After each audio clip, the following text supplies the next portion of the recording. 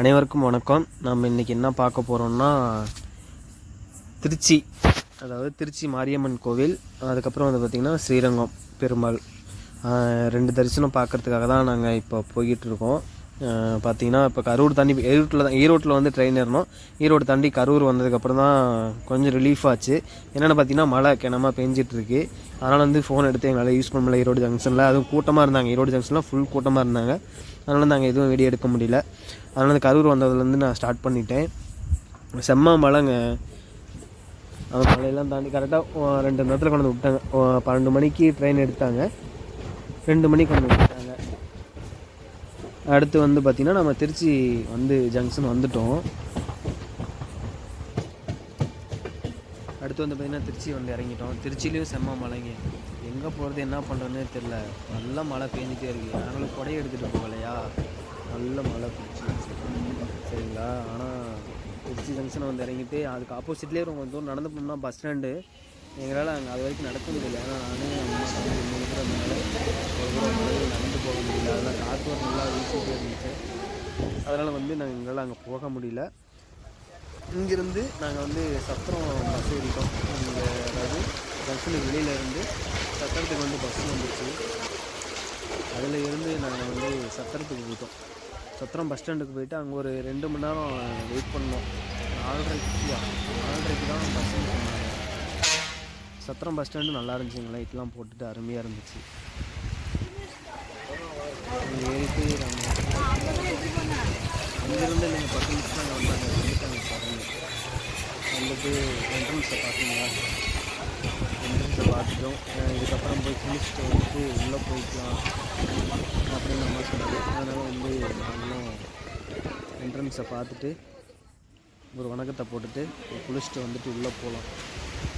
உள்ளே போகும்போதே பார்த்திங்கன்னா எல்லோரும் அந்த வெளியே படுத்துட்டு நாங்கள் கோயிலுக்கு வந்தீங்களாம் அது அங்கே தான் தூங்கிட்டு இருந்தாங்க.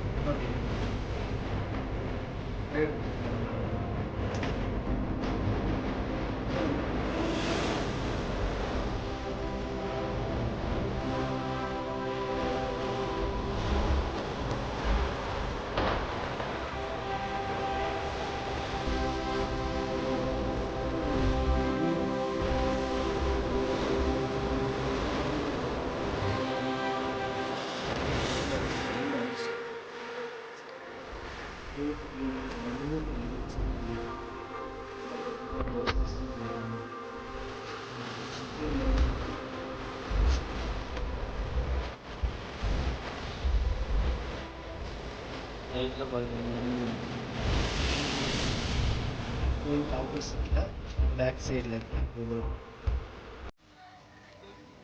கரெக்டாக நம்ம பொது தரிசனத்துக்கு போகிறதுக்கு வந்து வழிக்கு வந்துட்டோம்.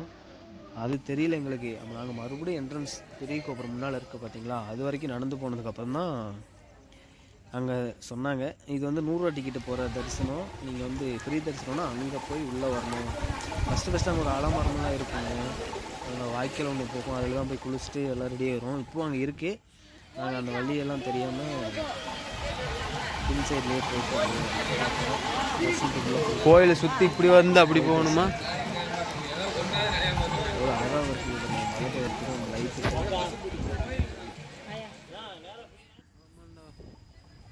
இதுதாங்க அந்த பொது தரிசனத்துக்கு செல்லக்கூடிய வழி.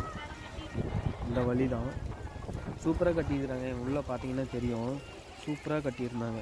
லைனு எல்லாமே பார்த்திங்கன்னா எப்படி சொல்லலாம், பாம்பு மாதிரி இங்கே வந்து இதுலேயே 1.5 மணி நேரத்துக்கு மேலே ஆயிடுச்சு. இந்த ரூம்லேருந்து வெளியில் போகிறதுக்கு, இந்த கியூவிலேருந்து நம்ம வெளியில் போகிறதுக்கே பார்த்திங்கன்னா 2 மணி நேரம் ஆயிடுச்சு. அதுக்கப்புறம் தான் வெளியில் வந்த வாட்டி கோயிலுக்கிட்ட கோயிலுக்கு பக்கமாக வரதுன்றது வெடிஞ்சு போச்சு.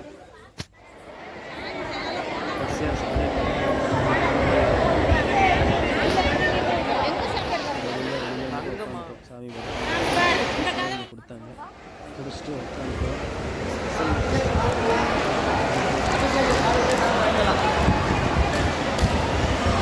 இங்கே எப்படி இருக்குது எனக்கு?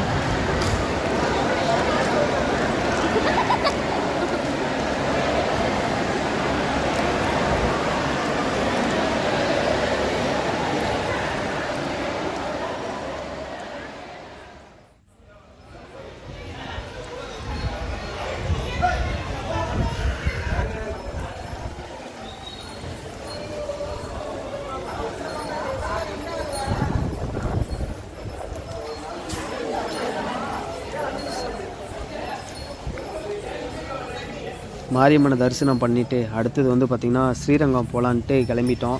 ஆனால் மாரியம்மன் கோயிலுக்கு என்ட்ரன்ஸில் பார்த்திங்கன்னா ஃபுல்லாக விளக்கு வச்சுட்டு நிறைய பேர் இருக்காங்க. அப்புறம் பார்த்திங்கன்னா இந்த மாதிரி காலதெய்வம் ஏலத்துக்கு விட்டுருவாங்க.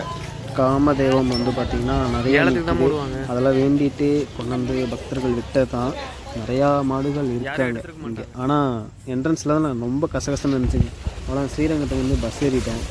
ஸ்ரீரங்கம் போய்ட்டும் அங்கேயும் வச்சுக்கிற எல்லாத்தையும் பாருங்கள், ஓகேங்களா? நல்லாயிருக்கும் பாருங்கள்.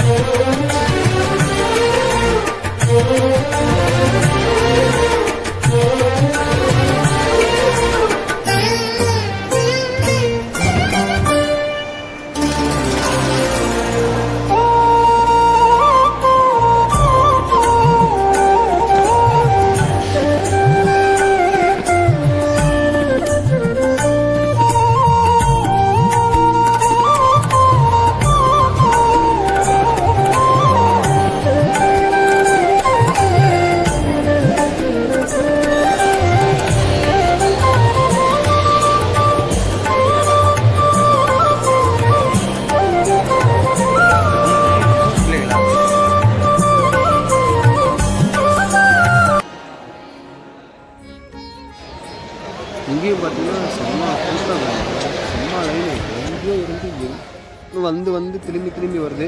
இந்த மாதிரி கல்வெட்டு எழுதின கல்லுங்கள்லாம் நிறைய இந்த கல்லுலாம் கட்டியிருக்காங்க. எழுதின கல்லுலாம் நிறையா கட்டியிருக்காங்க.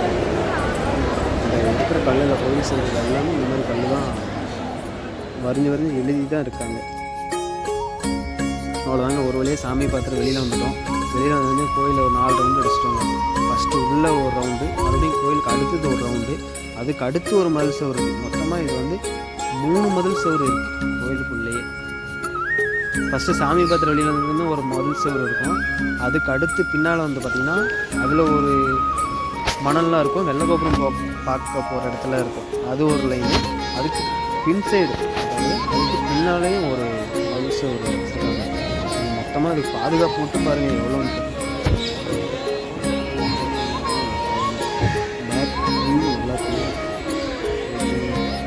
முடிஞ்சால் நம்ம சேனலை சப்ஸ்கிரைப் பண்ணுங்கள், ஓகேங்களா?